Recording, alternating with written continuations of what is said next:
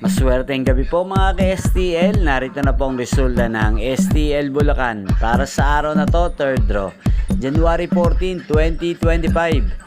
Araw ng Martes. Naway ang mga natayaan nyo pong mga numero kanina ay manalo nawa ngayong gabing ito, 8 PM. Kaya kunin nyo na po ang inyong mga tickets.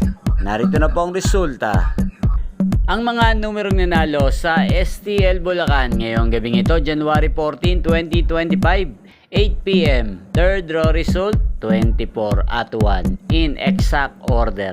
Sa lahat po ng tumaya kanina sa STL Bulacan para sa third draw ng 24 at 1, congrats po sa inyo. Panalo po kayo. At ngayong gabing ito sa STL Bulacan, natin pong i-shoutout ang laging nanonood sa channel na to, si Kuya Cedric ng Bulacan. Shoutout po sa iyo, Kuya Cedric. Naway ang mga numerong tinayaan mo kanina ay sana ay manalo po ngayong gabing ito. At sa lahat po ng mga taga Bulacan dyan, shoutout po sa inyo. Naway nasa mabuti po kayong kalagayan.